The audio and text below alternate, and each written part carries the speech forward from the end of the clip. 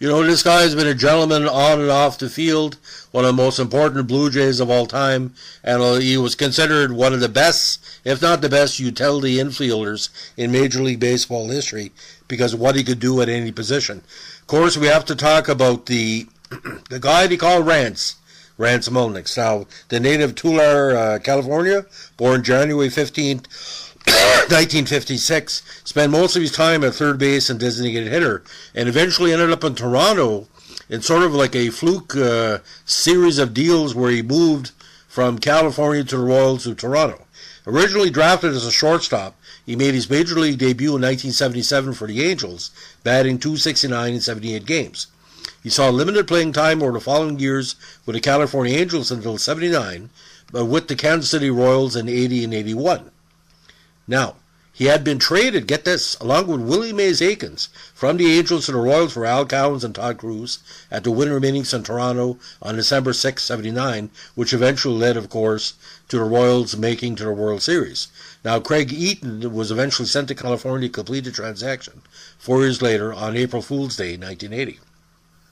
Now, Mulliniks' luck eventually changed when he was traded to the Blue Jays just before the start of the 82 season. And 82 season. And of course, everybody remembers Toronto coming out of the wilderness from the early 1980s in that 82, 83, 84, 85 season, and he led the way.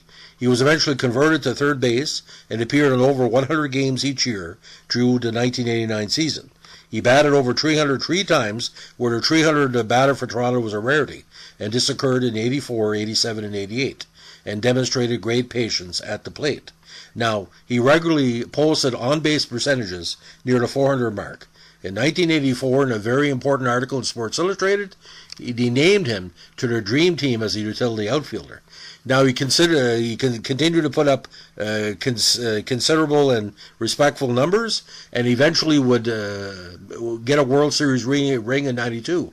However, that year, Mulliniks would only play just 3 regular season games for the Blue Jays as he struggled with injuries and would not play in the postseason. But what he contributed to Toronto, he was a big foundation towards that Blue Jay mini dynasty, which occurred between 85 and about 94.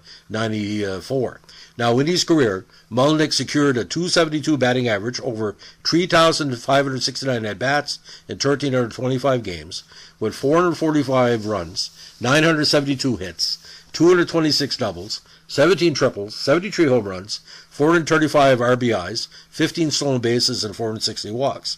Personal records from his time period: his highest batting average was .324 in 84, most games was .129 in 83 and 85, most at-bats .366 in 85, most runs 55 in 85, 111 hits in 84, 34 doubles in 83, 5 triples in 84, 12 home runs in 88, most RBIs were 57 in 85, stolen bases 3 in 82, and most walks 57 in 83. So the consistency, again, 120 games, always get 100, 120 hits, very, very put together.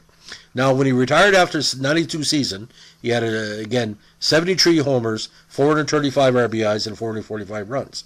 He holds the Blue Jays franchise single-season fielding percentage record for third base at .975 and holds the franchise record for most pinch hits with 59. Now, Mulliniks has also had a strong broadcasting career.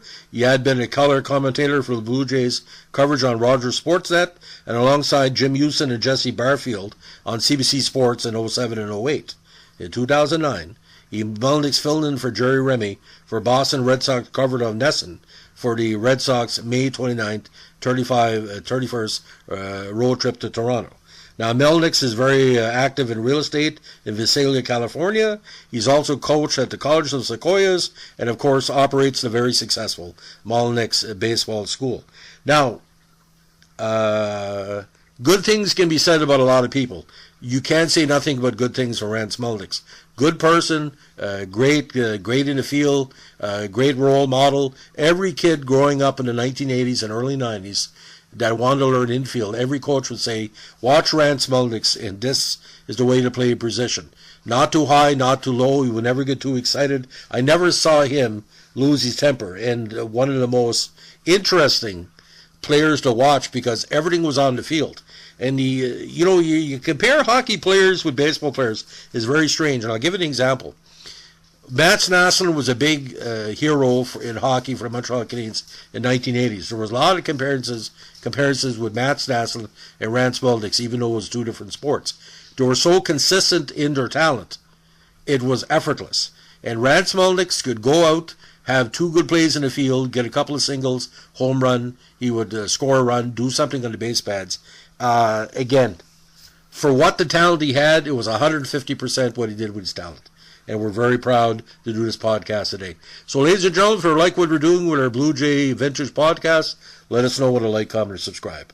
And don't forget, you keep on listening, and we'll keep on celebrating the best of Blue Jay history. Have a good one. Bye.